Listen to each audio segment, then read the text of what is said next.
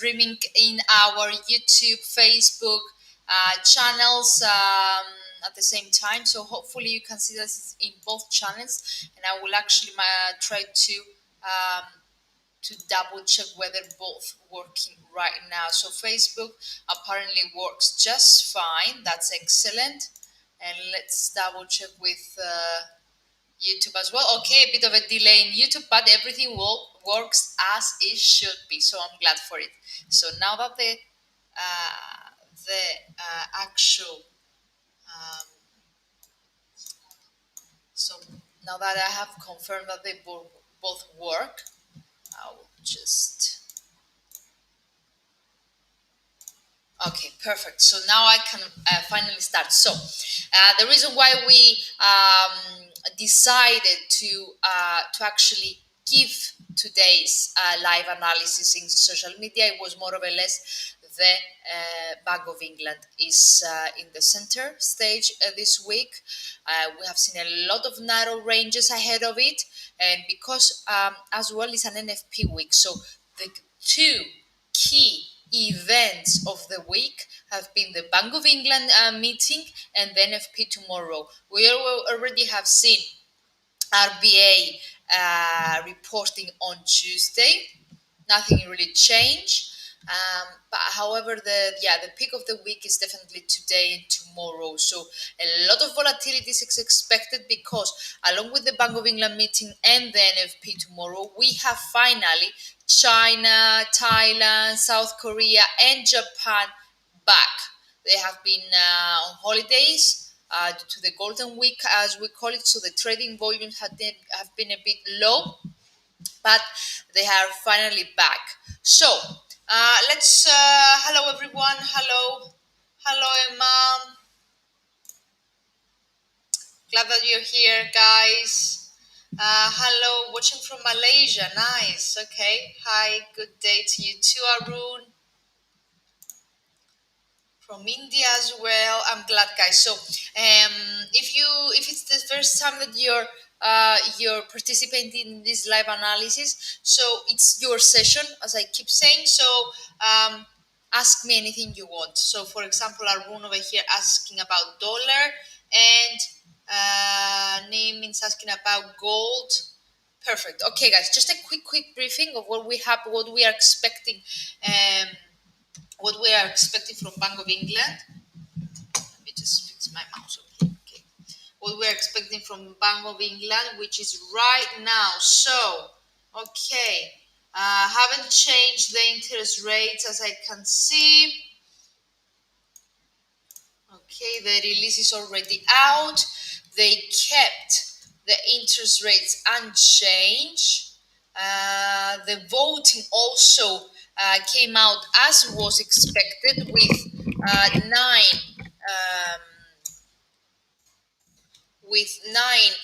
parliament members voting for unchange of the policy and none to cut any rates. So okay, everything was in line with the forecasts.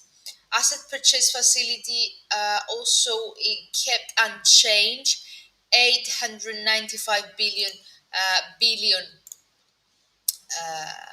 sterlings, billion pounds, sorry. So the gilt purchases remain unchanged.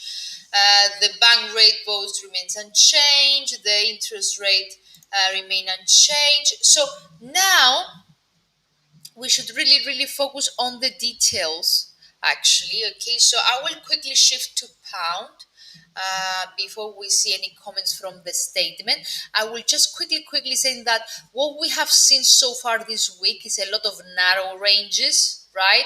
Because there was a lot of anticipation and a lot of speculations around Bank of England and what will happen and whether they will actually slow down their bond purchases. And there is also a lot of anticipation on NFP tomorrow, okay?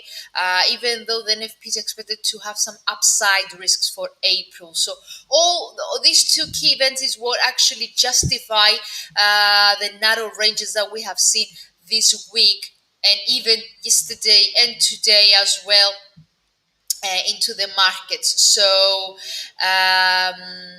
something that I forget is the fact that in UK we have also the local elections as well, and there is still, this is an event that actually still gives a bit of an uncertainty into the market, a bit of a fear and concern, because the local elections, they have the potential to embolden the Scottish independent movement. So we have the elections, we have the NFP, we had the meeting, we'll still have the pandemics, that the pandemic that remains at the background, especially with the focus in India and Japan, which they keep reporting, especially India keeps reporting higher and higher cases day after day.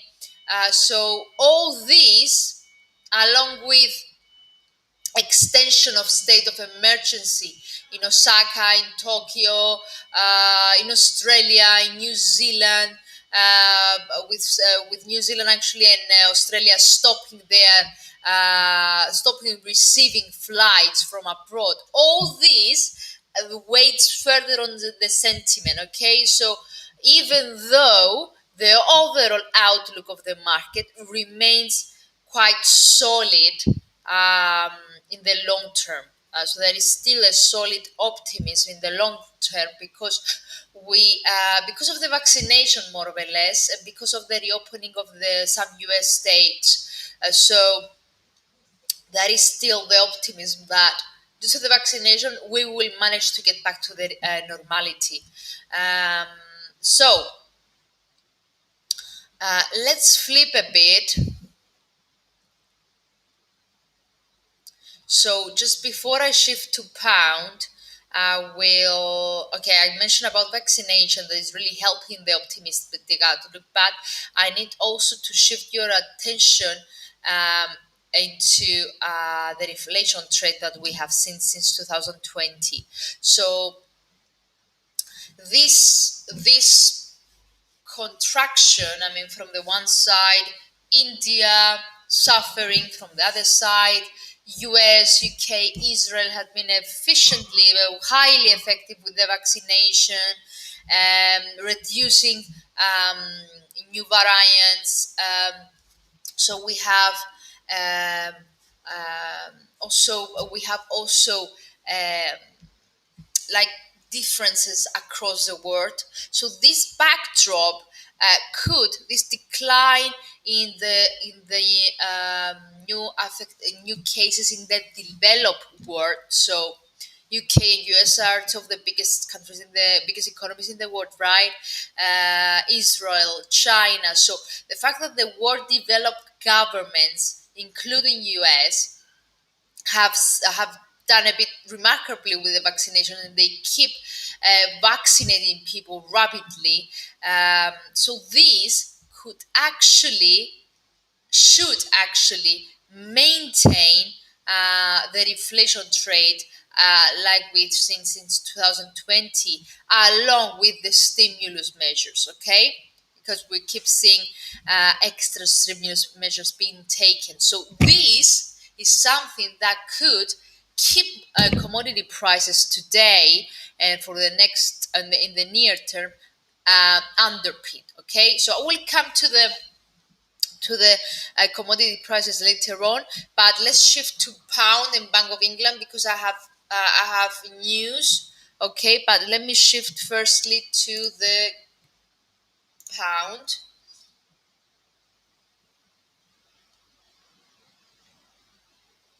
Oh, a lot of questions.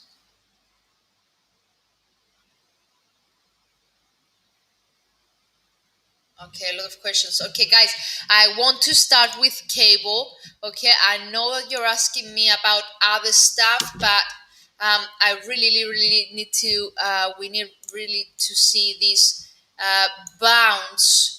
This the fact that its volatility is back on the Bank of England announcement, and someone asked whether this intro was necessary. My dearest goodness, asked whether this intro was necessary. It is. Fundamentals are indeed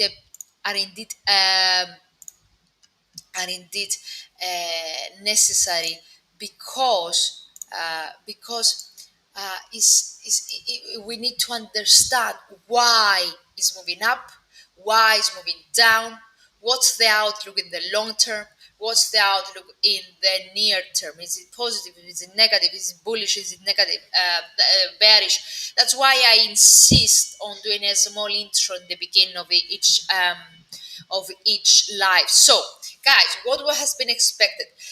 It was expected. We were actually really expecting that the Bank of England will maintain the interest rate, will maintain the policy as it is, but the fear, and actually we were expecting that they will improve, they will upgrade, they will um, they will revise higher their growth and inflation forecast because the economy is doing quite good, right? There is a big part of the people vaccinated already. I think it exceeded 60%, maybe more. The economic data from UK are showing signs of recovery all the time. The economy has opened since since 2 or 3 weeks ago. So we were really expecting for to keep everything unchanged and in the meantime to revise higher the forecast. But what was key, what was the cautious about, it was whether they will slow down their bond purchase. Okay, that was what kept the markets cautious, okay, ahead of the Bank of England meeting. So as I can see from my news feed right now, apparently the Bank of England just announced okay, so the asset program, as we said, remain unchanged. Um,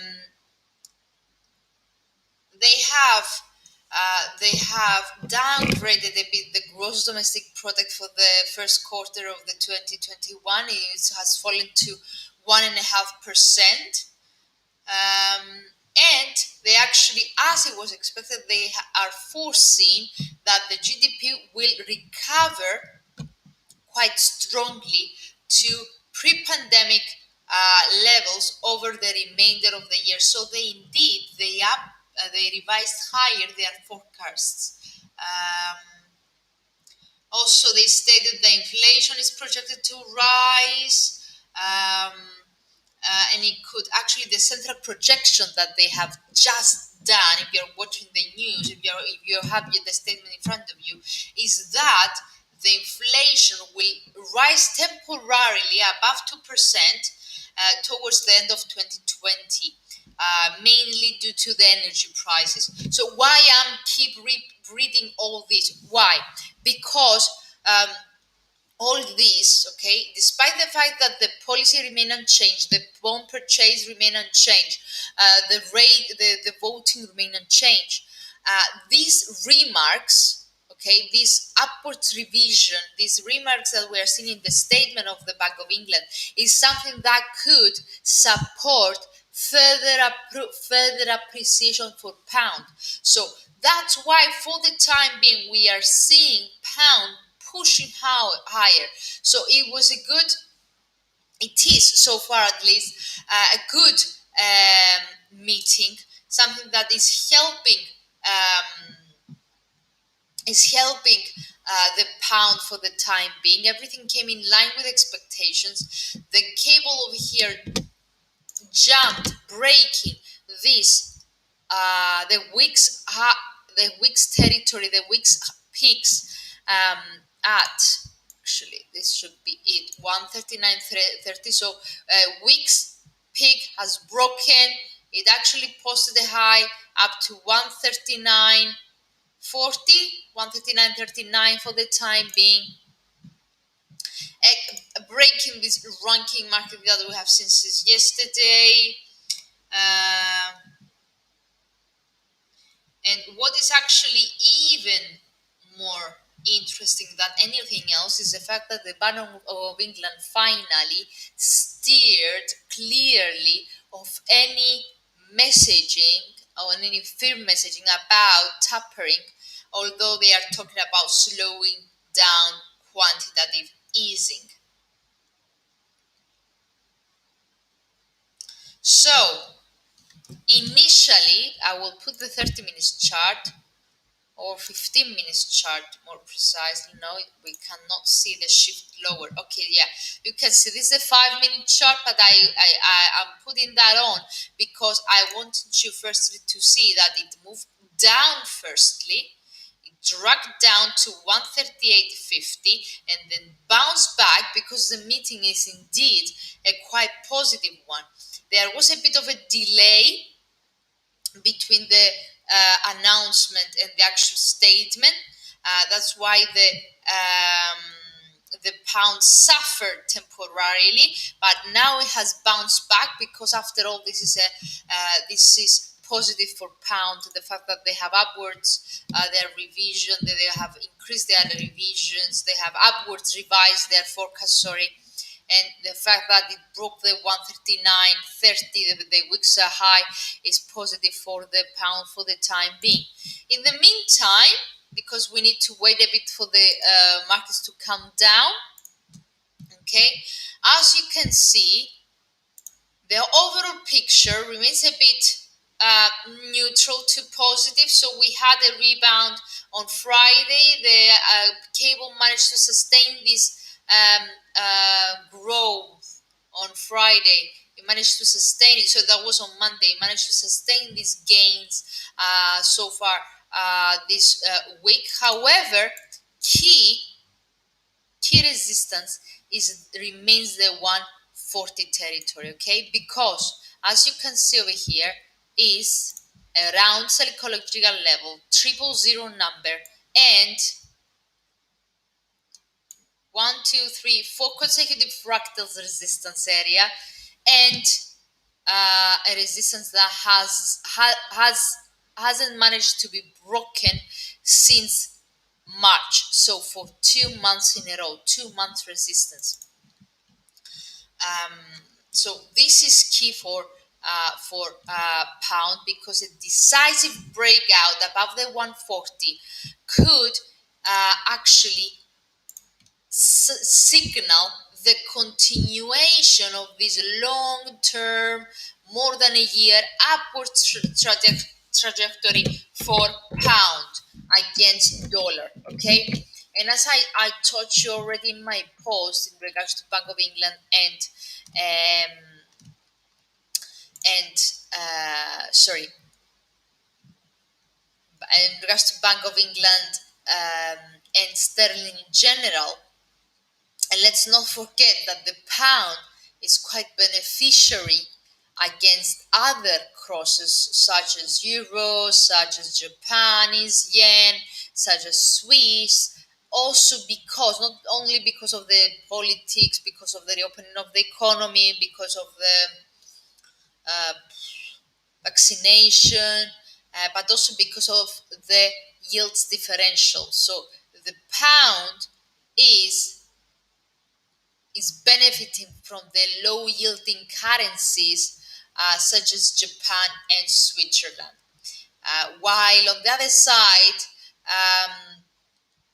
also the fact that the UK productivity investments are really improving is something that also supports the pound in the long term. So that was in regards to the pound. Let's shift to your questions. Let's start with Arun and dollar. And let me check again the news feed. Sorry, just to make sure that I have seen everything, because more and more news are popping up, and I need to stay tuned. Stay alert a bit. Okay, dollar index it is. Let's see. Okay, dollar index has seen a dip so far today. Okay, so so we have seen, actually, let's take it step by step. we have seen actually the dollar appreciating since last week, but unable to break this 20-day moving average, which coincides with the 50 Fibonacci level since the rally that we have seen in 2021, since the beginning, since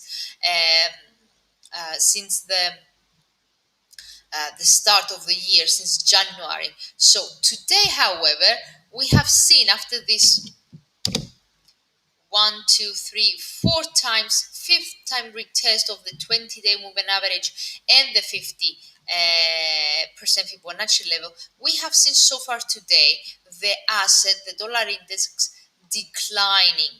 Okay, there is nothing really particular.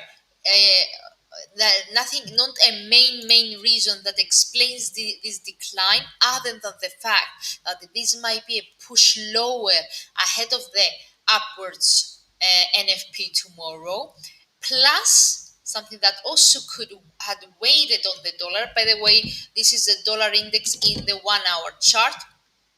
Something that also could have weighted on the dollar is the worsening between Chinese and Australian trade relationships. You can say, but Andrea, this is dollar. What has to do with Aussie and China, with Australia and China? It has, because it brings back uncertainty, and it brings back also the geopolitics, which it seems that once we solve the COVID problem, they will take a center stage this year in the markets. So yeah, this is something that seems that it had weighted on the sentiment, along of course. Along, of course, with the anticipation of NFP tomorrow. So, in the meantime, let's see the 1 hour chart. I don't know whether you are interested for the 1 hour chart, my dear Arun. So here I have my intraday base, the intraday setup. So you can see that the 5 and the 9 exponential moving average are keep pointing lower. The asset already crossed the second resistance support of the day. MACD remains negative and extending lower. RSI is flirting with 32 right now, even though the slope is not so aggressively to the downside.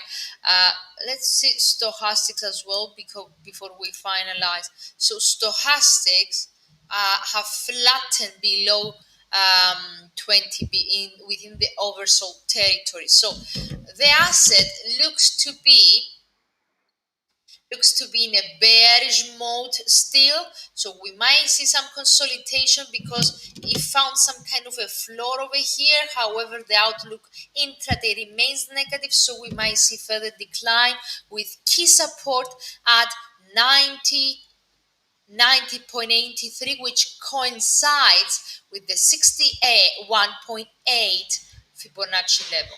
Okay, so yeah, fast moving average keep pointing lower. MACD keeps remaining negative. RSI the same. There is no indication for a reversal yet intraday.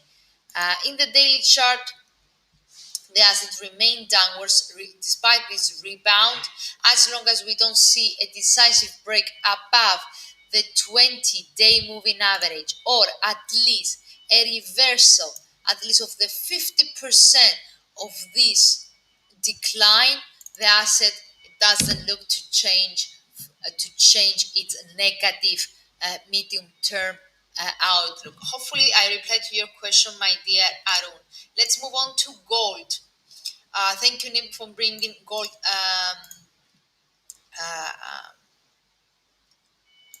So guys, have seen, okay, before I go to gold, I will get back to pound again.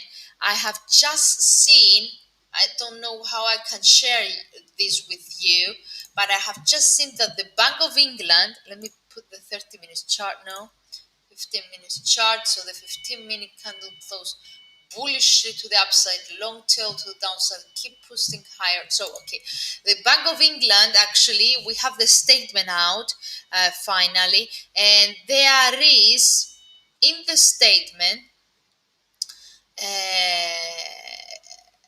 there is a comment stating that the continuing purchases could now be slowed somewhat. I don't know how can I share this with you, but apparently in the statement, the Bank of England gives the policymakers give a hint that they will slow down, or they are in the they are already in the process of slowing down the quantitative easing. Um, so this hint,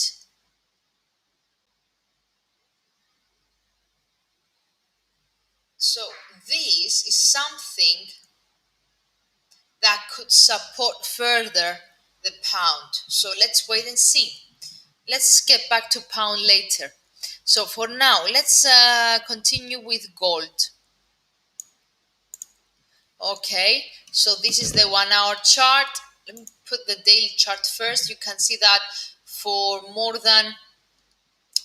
nearly 2 months now, March and April, the pound fails to move above this 1795 1800s territory.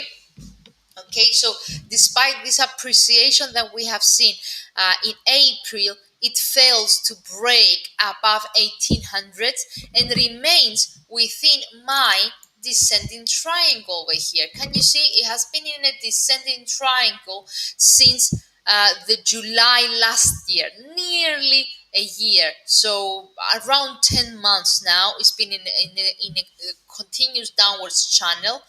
So what is with actually what is quite interesting is the fact that the momentum indicators have started improving. So in the mid of April up to now, we can see MACD appreciated, rising higher. The same stands for RSI.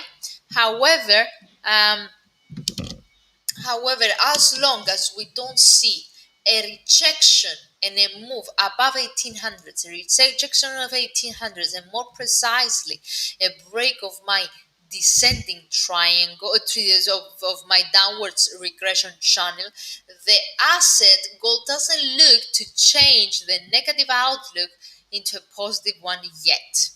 So that was the overall picture. Now let's shift to the intraday picture. Okay. Perfect. So, guys. So, you should know, guys, that as I told you earlier, um, even though we have seen this appreciation of commodity prices, and more precisely gold over here, any for now, okay, this is just to have it in mind in the overall outlook. For now, the majority of central bankers are really they are expecting to continue tapering. They will continue to pledge on tapering and rates. Okay, but this background, this debate on how high the inflation will be, or how transitory the inflation pressure will be. This is something that is against the background of a rise in commodity prices and the rebound of a global growth. Okay, so this is something that overall weighs on the commodity markets. So, however, sorry, there have been a lot of talks about commodity super circle this week. That's why we have seen this refresh of momentum for the precious metals, industrial metals, and so on and so forth. So we have seen gold over here rising higher since yesterday afternoon, topping at 1795. But my dear Nim, as you can see, the fast moving averages in this 1 hour chart have been flattened. Okay, while even though MACD remains positive, our stochastic, the short-term stochastic turn lower, right? With the fast line below the slower line, and as you can see, actually, as you might already know, the flattening of RSI and the fast moving average suggests consolidation for the next few hours. But a pullback, a reversal could be seen similar to what happened here, here. So a reversal could be seen if the asset managed to move and close its hourly candles below the 1790 territory, so the 23.6 Fibonacci level, or the low over here, the low of this candle in the 20 period moving average at 1788. If the asset comes down below that level, then it might retest again, it might come down again to this range and retest again the 1768 territory, this double bottom. So let me flip, let's see, this is the 4 hour chart. Nothing really over here. Steady, reversing according to stochastic, reversing according to RSI. MACD is a bit weak. So yeah, so a move below 1788 could suggest a retest of yesterday's lows and this double bottom, while only break above the today's highs, but more precisely this 1800s, this consecutive rejection, these consecutive fractals could open the doors further to the upside with the next key resistance at the edge of my channel and the 1843. So if the asset managed to break and close above 1800s for the day, today or tomorrow, who knows, then the next resistance will come at 1843. Let's move on. Hello, David. Pound yen, one of the most volatile and interesting currencies because we have what I initially said. Pound, along with some other currencies, pound is one of the beneficiaries against the low yielding currencies such as Japanese currency, Swiss as well. So it's benefiting from the yield differential. So in the daily chart, it remains very, very dodgy. You can see three indecision day, three dodgy candles so far, daily candles moving sideways, failing to advance further or get back down again. So we have a bit of a, let's connect the fractals a bit to see what happened over here. So yeah, we have a lot of consolidation. The asset is it's quite well supported by the 50 exponential moving average in the daily chart. So this is our key support in the long term. You have seen that the exponential moving average is supporting the asset since December 2020. So yeah, this is quite a nice support level, the 50 exponential moving average, holding right now at 149.86. Only a break of it, a decisive break of it, and a continuous move below the 50-day moving average could turn pound yen from neutral to negative. For now, For now, we have seen that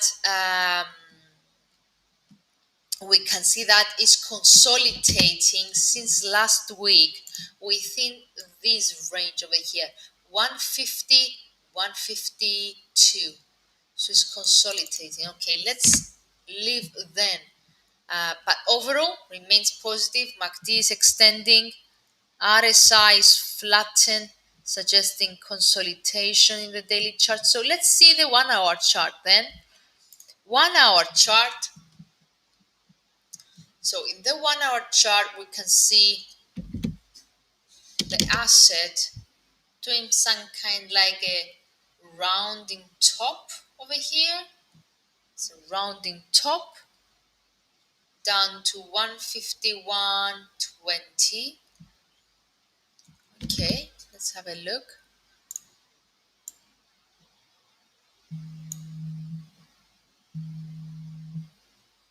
So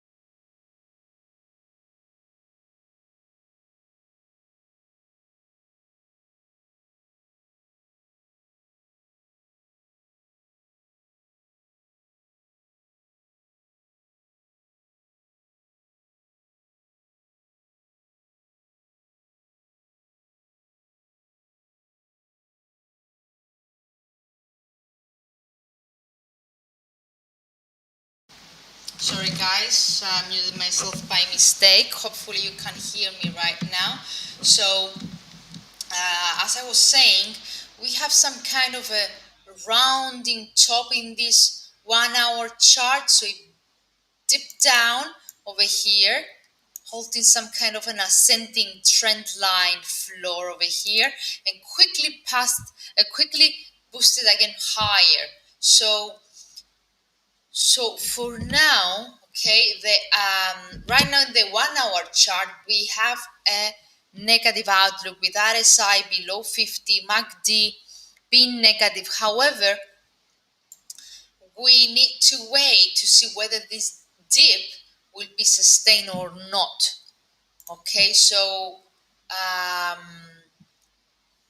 in this 1 hour chart, we need to see a break of this 200 exponential moving average. Let me put actually the intraday picture, the intraday strategy, the intraday setup. So yeah, so let's see what's going on over here. So we have seen that dip. If I connect the lows as well, you can see that they have this dip. They tested actually broken the second support of the day and moved quickly higher again, back to its pivot, but remains below its pivot with the fast moving average flattened. So we need to wait a bit for this to clear out a bit, because for now we cannot really see whether the asset in the 1 hour chart is positive or negative. It's because the fast moving average are keep moving sideways. RSI is stuck at 47, a bit flattened. MACD is very close to the zero, to the neutral zone, to the zero. Can you see that? Yeah, very close to neutral. So we need to see whether it will manage to get back above its pivot or whether it will extend again lower. But have in mind that this floor over here, this trend line over here, is a key support area, because if that breaks, then next support could be really found down to 150 territory. Okay, so for now it's neutral, and move above the pivot point, and more precisely a break of 152 could open the doors further to the upside with next resistance at 152.45, 152.70, while it turned back down again, could open the doors to 151 and even 150 territory. So let me put a bit, yeah, okay. As I told you, the as I told you, the outcome, the the outcome of Bank of England looks to be positive rather than negative, that pound. So it should support the pound. Okay, should support the pound. It should continue strengthening the pound. But there is a lot of noise, so we need to wait and see. Let's move on with your questions. Hello from Jamaica. Hello, Alaya. Hello, everyone. Trinidad. First time from Nigeria. Kaso, nice to meet you. Kochi, nice to meet you as well. So let's move on with more and more assets that you keep asking me. First time as well. Nice to have you here, guys. So USA 100, so Dow Jones, Nasdaq. What am I saying? Nasdaq, one of the tech-heavy index, US index, and one of the main ones. So we have seen actually a bit of a blank plummet over here in the last few days, despite the strong, despite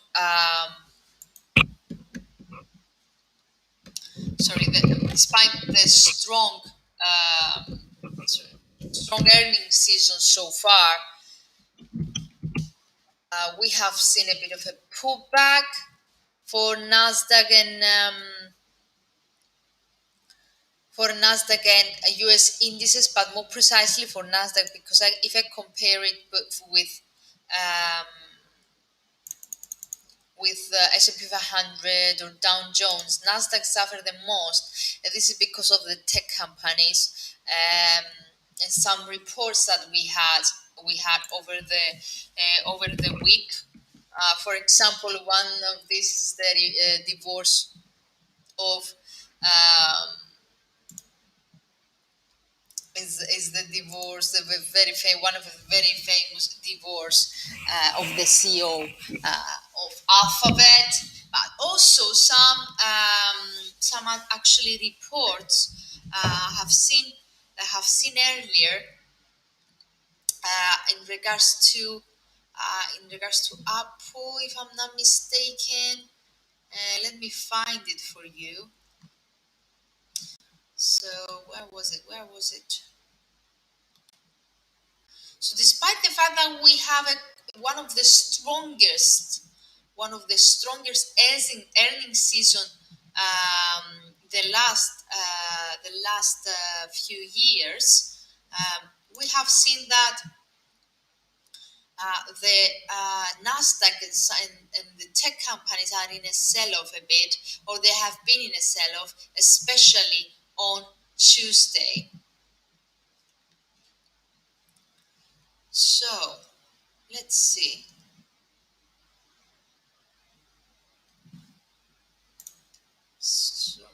I'm sure that I have seen it somewhere. There was a lot of reports in regards to the big giants.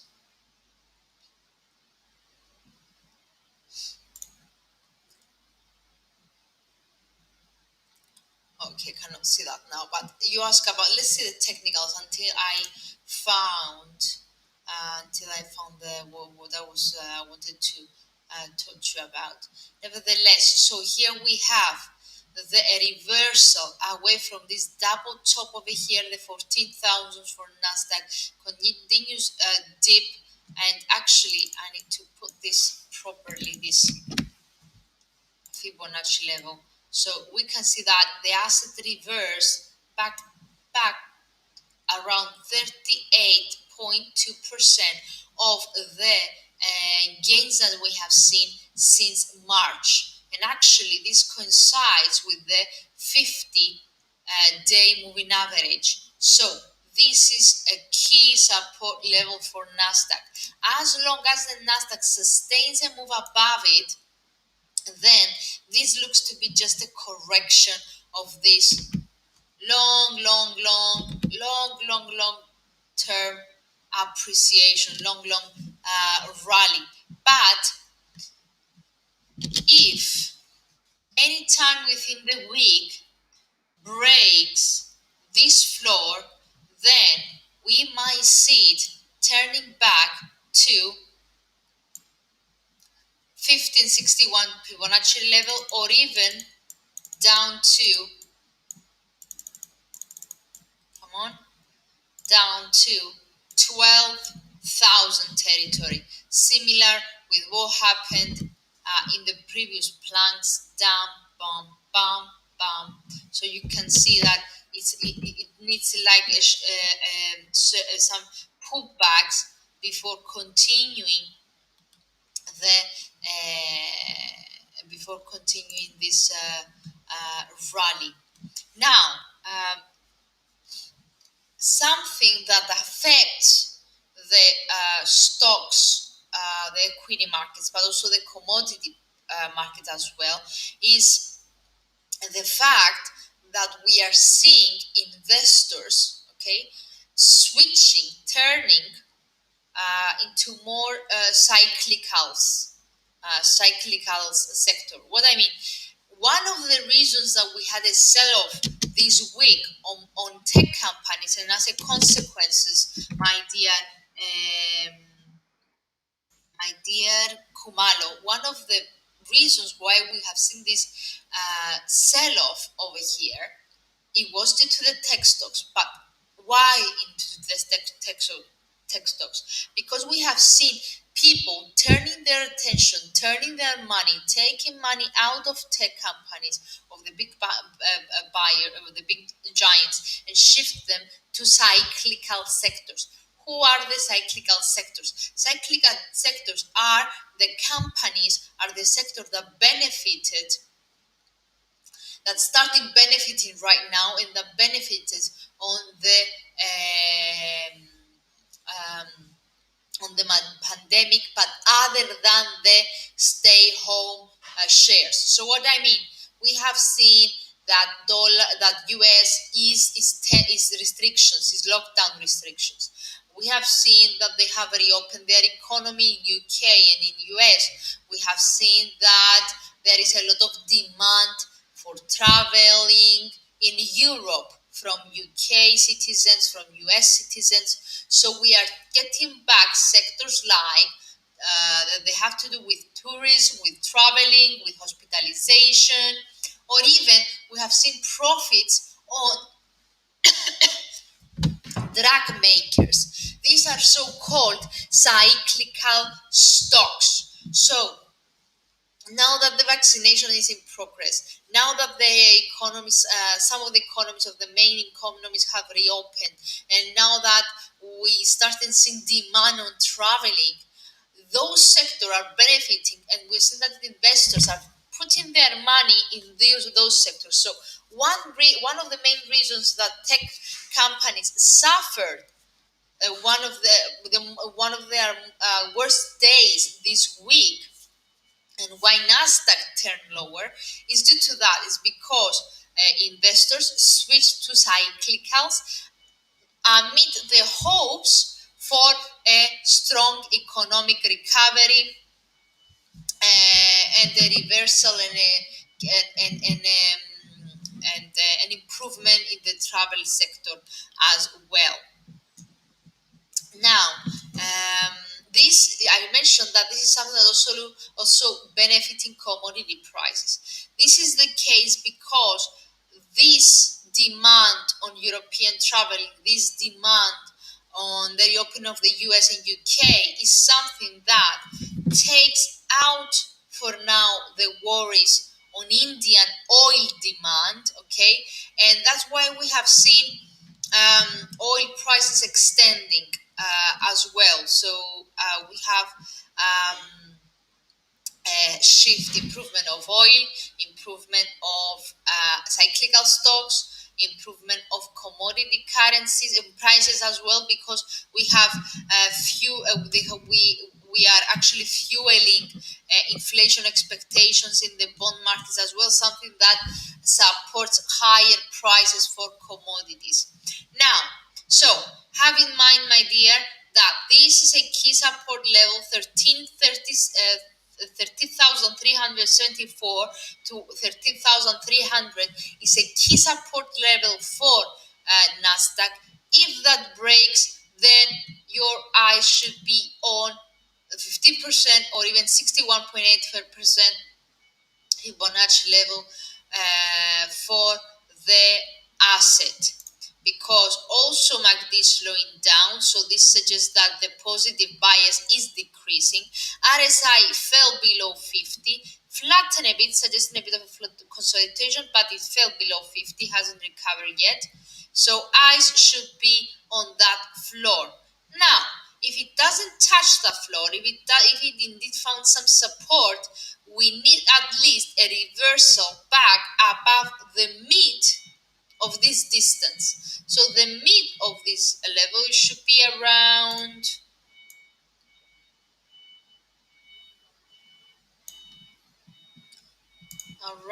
there should be around 13,700. Okay, so intraday now for Nasdaq. Keep moving lower, a bit of a doji candles right now, very very doji, but extending lower, as you can see, extending lower and lower and lower. So a break of this latest down fractal at 1350 could brings the asset lower another 50 pips or even lower, around 100 points lower. Okay, we need though a reversal. Let me put my intraday basis, intraday strategy, so you can see it remains below its pivot for the whole day. It managed to retest it earlier, but didn't manage to move above it, so remains below it. Bollingers are keep pointing lower. The fast MA moving average have flattened, suggesting consolidation, but the outlook remains negative, while stochastics, so MACD negative, RSI below 50, stochastic keep pointing lower, if you can see that, keep pointing lower, so the outlook intraday remains negative. Okay, that was on Nasdaq. Nice to see you as well, my dear Stravana. I am new here. Okay, hello Ben. You don't need to call me analyst, just Andrea. We have seen pound. Let's get back to pound just to see whether something changed. The market has calmed down a bit or not. So 15 minutes chart, up, down, up, reversal a bit, trying to recover again. So let's wait and see. That would be interesting. This hourly candle is closing in 7 minutes. So let's wait and see. Yeah.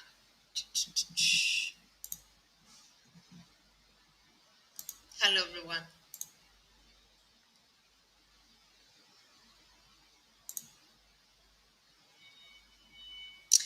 Okay, that is a nice question. Okay. So I'm not sure whether I have an article explaining the yields. Let me check.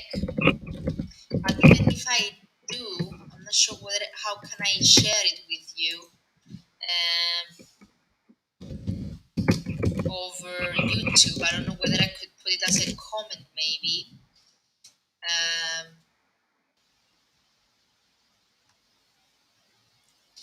Okay, yes, we do have, I think.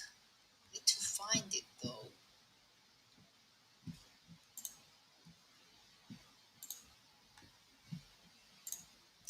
okay, have in mind that anything, the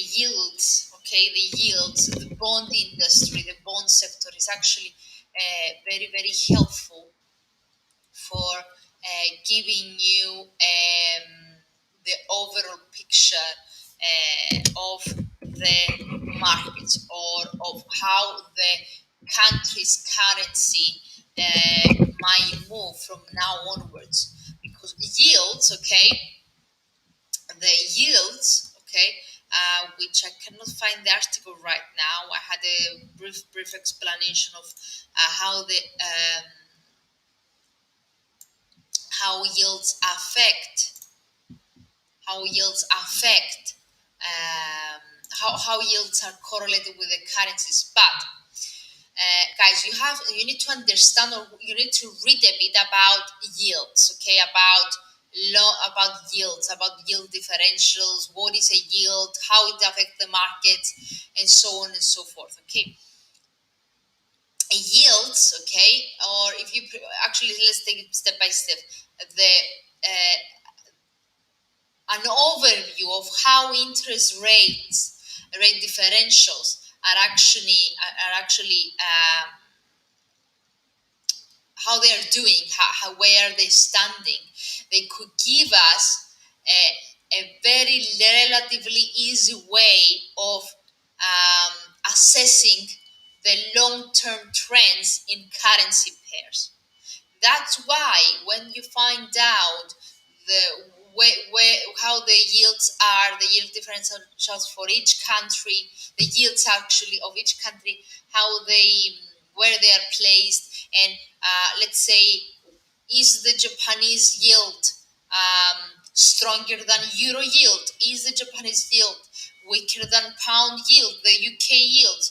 Is the euro yield weaker than a pound, than yield, as we call it? How many difference that they have? Is there a difference if we subtract the one after the other?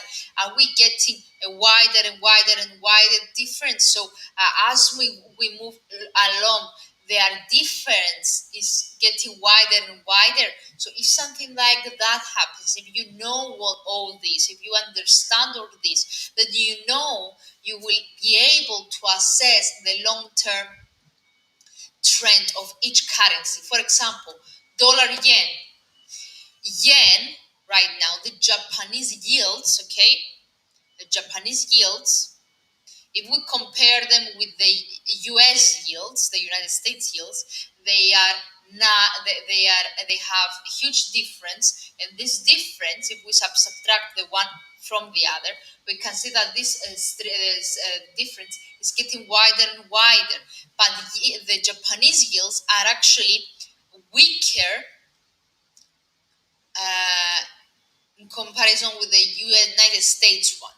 So we call right now in the world, the Japan and Switzerland have the lowest yields currencies, the lowest yields from all the major economies.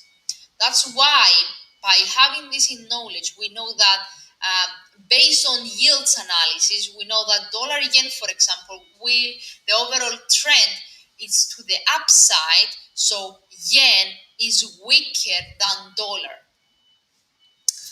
It's a very, very big topic, okay? We have articles, if you visit our analysis page, I'm sure I have done a podcast as well, an article as well, so explaining what is the yields and why the yields differentials are so important. Okay, and there are also some strategies that are based on yield differentials as well. Okay, so um,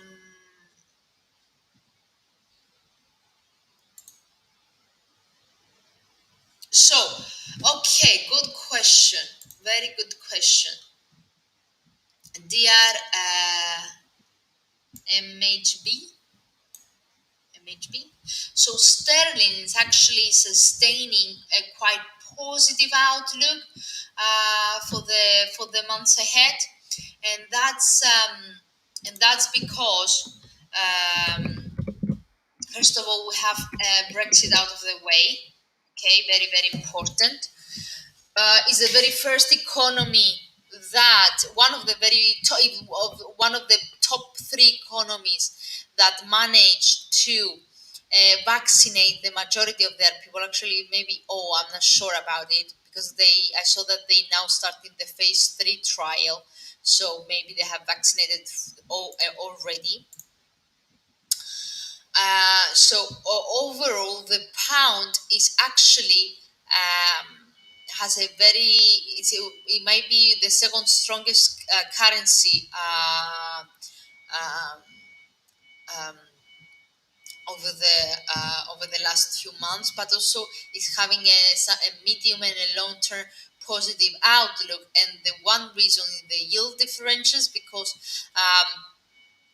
the pound, even though it's near historically weak levels, if we take it like 10 years back, but the fact that Brexit is out of the way, the economy has reopened, while across the board in Europe, they haven't yet opened their economies. It's the very first, one of the top three in vaccination. It's already giving economics data that they show growth due to the reopening of their economy. Other than that, also after Bank of England today upgraded their growth and inflation forecast, this could also support the pound within the month, within May. And other than that, you should be aware that also the pound, even if the UK economy doesn't present doesn't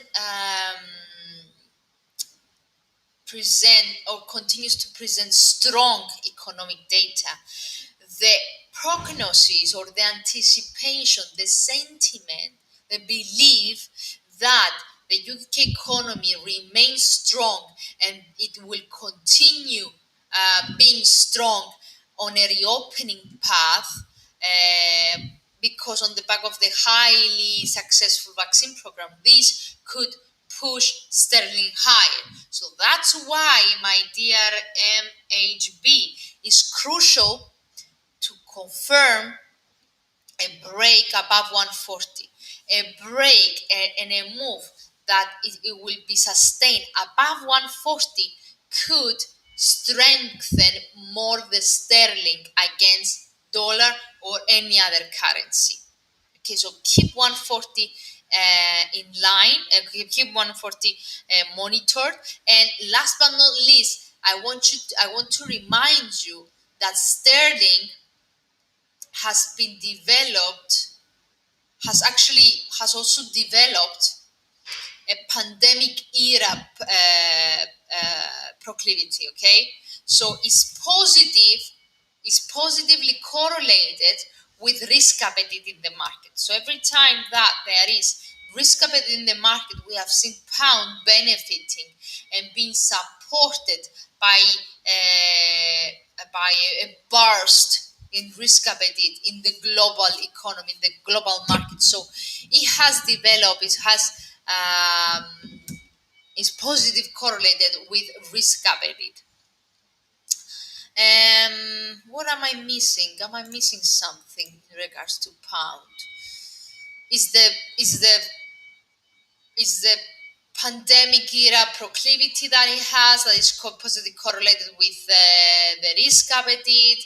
Is Bank of England support? Is the massive stimulus that they had announced? Is the potential slowdown that they have just hinted for the asset purchases? Is the fact that Brexit is out of the way? Is the fact that is benefiting against low yielding currencies of surplus economies? Is the what else? What else? What else? The stronger economic data. So the only risk that is currently faces is the elections. Okay, which I think is today. Not sure. Yeah, it's the elections, and if we're gonna see the elections of the Scottish independent movement. So whether we want to have a majority in the Scottish Parliament of independence parties. So this is the only fear in the near term, because you ask about the month. Yeah. So other than that, let's keep moving. So as you can see, it's keep extending higher. The hourly candle closed, but it closed within the range. But the next hourly candle, doesn't have a tail lower yet, and it opened positively, pushing higher. Let's see the 30-minute chart. So a bit of indecision, and it's continued to retest or trying to exit this ranking market. Can dollar employment data affect the pound dollar price movement?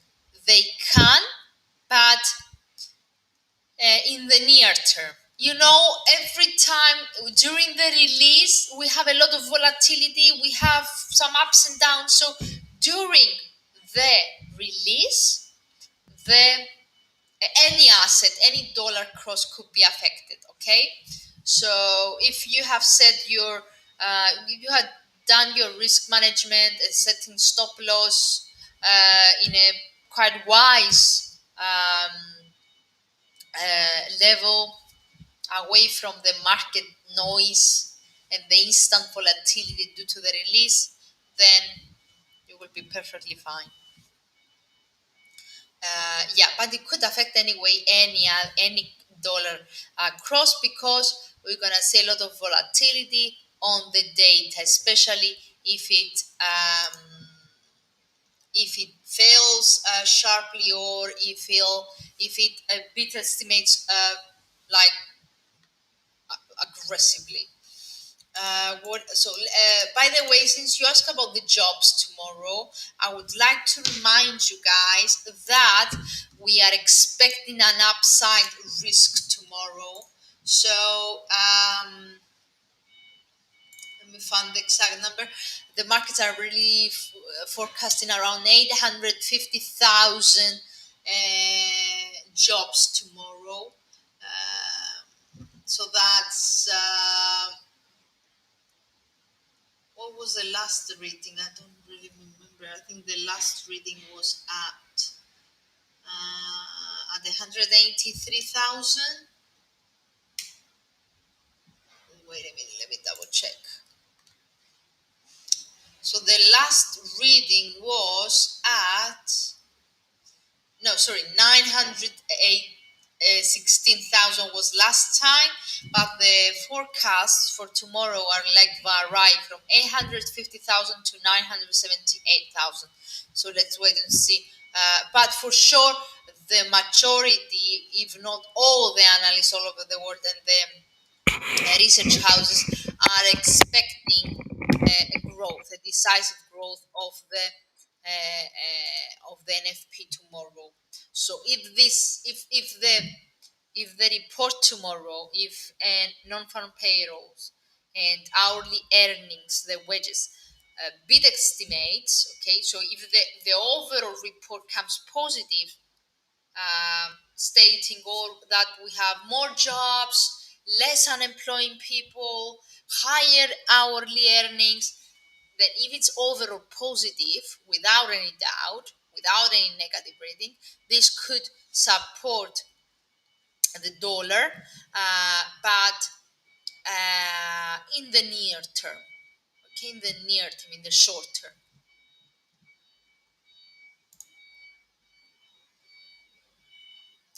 Dear, I cannot tell you what to do. I'm trying to analyze, okay? I'm trying to analyze without stating what you can do, or what you should do or not. I cannot do that. But what I can tell you about gold is that it's retesting once again the highs of the day. So this is a key resistance area. The 1795 is a key resistance area, which if it breaks, it could retest at 1799. But if we see the asset failing to move above 1800s and turning back down again, then we might see it bottoming again. So there is some kind of a consolidation. So up, retesting, didn't manage to get down. Okay, up, didn't manage. If it turns down again, if it crossed 1788 or 88, then we could see it moving low again. But for now, in the 30 minutes chart, we see that insists to break that level. Let's see whether it will manage or not. The momentum is neutral, positive to neutral though. Okay, positive to neutral. So RSI is consolidating. Stochastic is giving improvement, it's giving signs of improvement, but not sure whether this is limited. MACD sideways. So this run to the upside looks to running out of steam. It looks a bit weak. I take sale in 1974, but continuously going uptrend. So 1784 is below the 38.2 Fibonacci level, my dear. It doesn't continuously going uptrend. If you see, it's failing to break that level, the 1795. Okay. So anyway, you have a pending order. You're not losing something by sending a pending order if it comes down to 1784.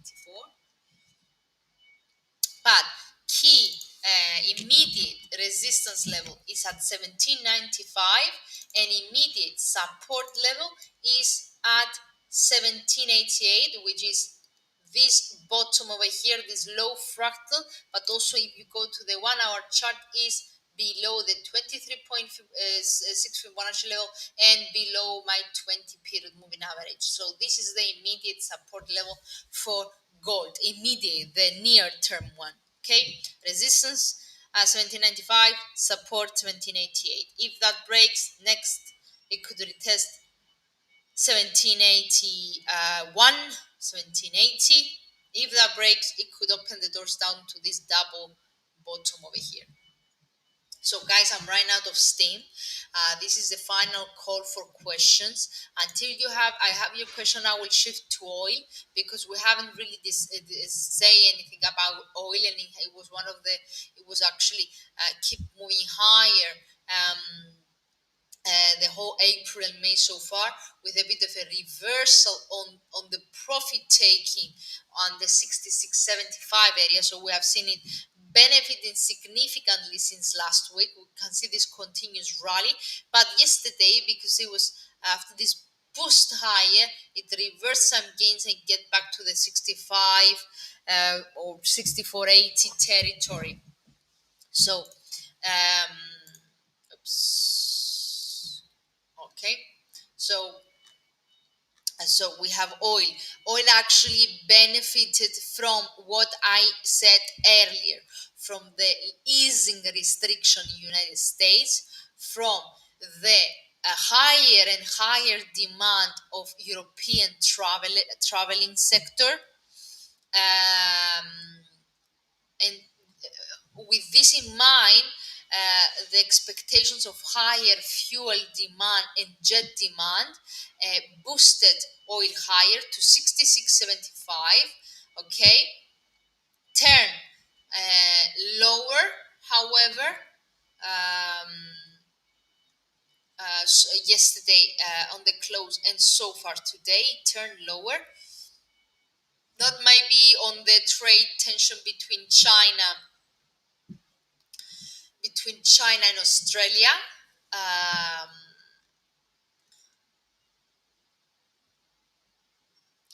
And also because of the crude stockpiles in the United States. So we have seen that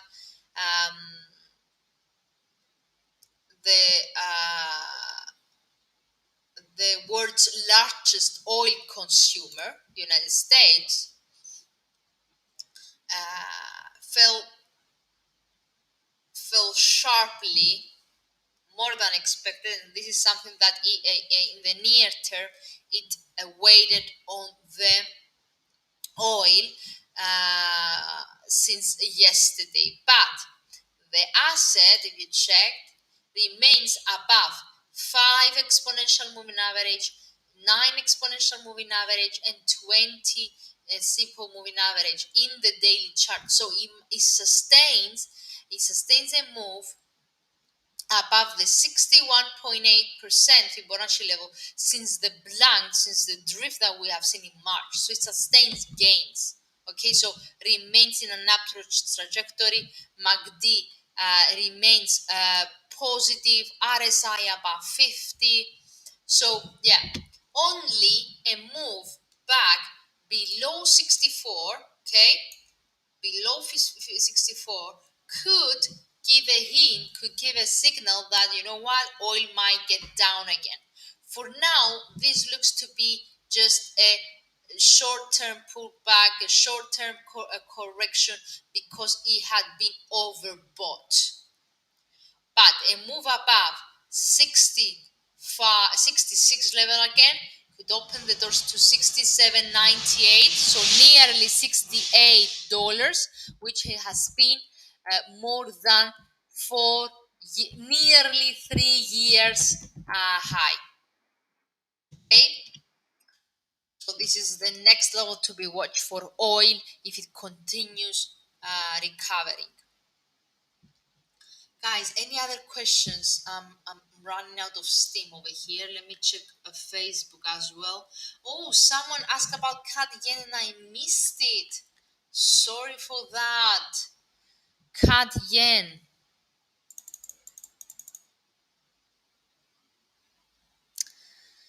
CAD yen. Let's find CAD yen.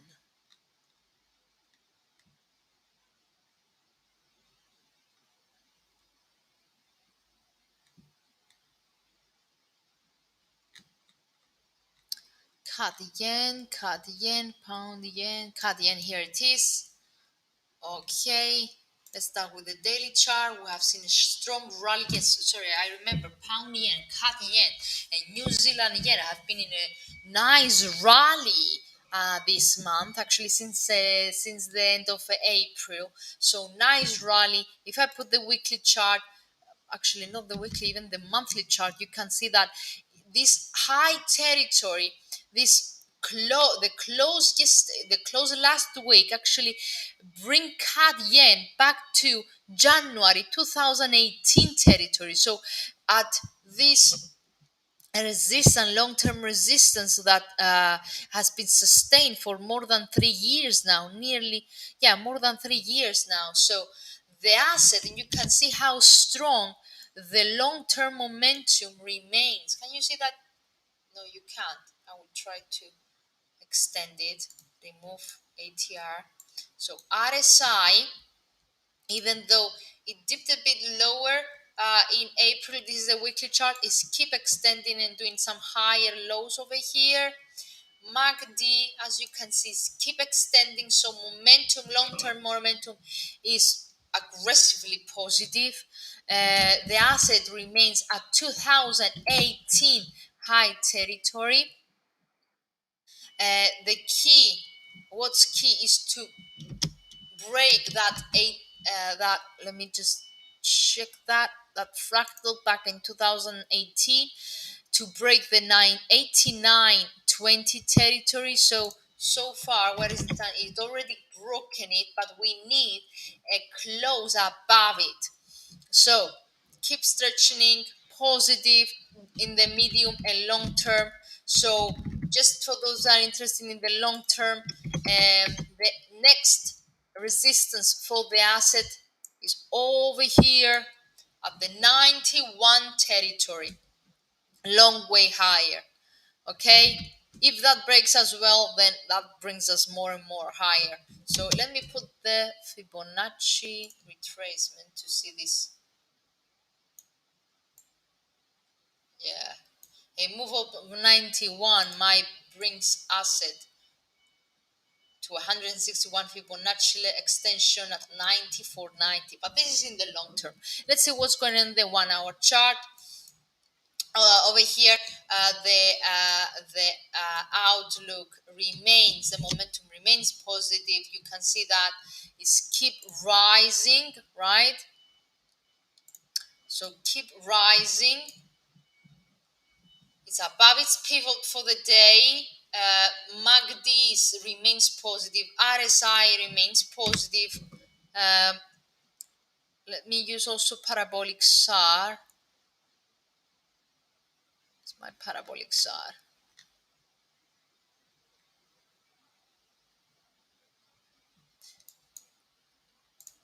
My parabolic SAR remains below the asset, far away from the asset, suggesting that there is further positive momentum, more bulls in the market. The asset just broke again the first resistance of the day, so if you closely check, the Bollingers are extending higher, are pointing higher, along with the fast moving averages as well. So there's still positive bias in the 1 hour chart cut yen. Okay. uh, so I cannot see any other questions. I need to call it a day, guys.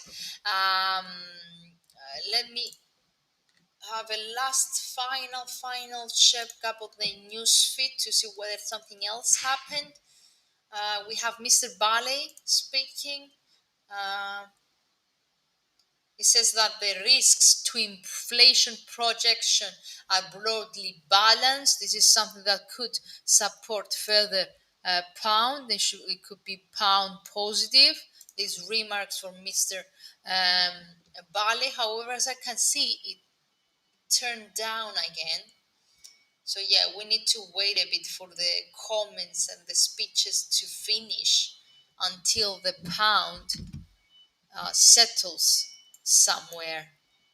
Because for now it's just bouncing, bouncing and bouncing. So we need to wait a bit, guys. So risk to forecast are to the downside in the first year, according to Mr. Bale. Bank of England to slow down the bond purchase as the quantitative easing. And something that I missed mentioning is that the New Zealand is the weakest currency so far today, while the Swiss is the leader so far today. Might be due to the uncertainty that see. So yeah, indeed, Swiss is the strongest currency so far today. For example, here is against the dollar, so dripping lower, broken the second support of the day, keeps extending lower. MACD is aggressively lower. RSI crossed 38 territory, so the next support for Swiss is down to 0.9067, the third support of the day, as the MACD, the indicators, the fast moving average keep pointing lower. So Swiss is the strongest currency so far, while Kiwi, New Zealand dollar is the weakest so far today. And I will finish, I will call it a date, guys. I will call it a date since you don't have any further questions. Yes, of course you can, my dear Sergio. We are doing 3 lives a day, one in Instagram every Tuesday, and 2 in YouTube and Facebook, mainly on Fridays and Thursdays, sometimes on Wednesdays as well. Subscribe in our YouTube channel or follow us on Facebook in order to get alerts when we are going live. And also we are hosting 3 live analyses every week. Sorry, 3 webinars every week on Tuesdays, Wednesdays, and Thursdays. But for those, you need to be registered through our website. So in the section called webinars. Okay. So yeah, we are here to help anyway. You can follow us. Keep yourself alert, follow our social media, subscribe our YouTube channel, or if you don't want this, you can register in our webinars that they are in the main website, hotforex.com website. Which are more structured ones, more technical ones, strategical ones, and fundamental ones. So thank you all for attending. I need to call it a day. I may be tired. Wait a bit for the comments from all the officials and the policymakers to finish in order to be able to see whether pound will actually calm down a bit and settle in the particular direction. So thank you very much for attending my live analysis. Hopefully I help you. Tomorrow there will be another live analysis on the NFP release with Stuart, my head market analyst, my guru, my favorite person. So yeah, uh, join him. I'm sure he will help you a lot. Thank you very much for attending. Hope you're having a great day ahead. Take care. Volatility is expected ahead of NFP, actually on the NFP. So yeah, take care. Risk management first of all. Thank you. Bye bye, guys.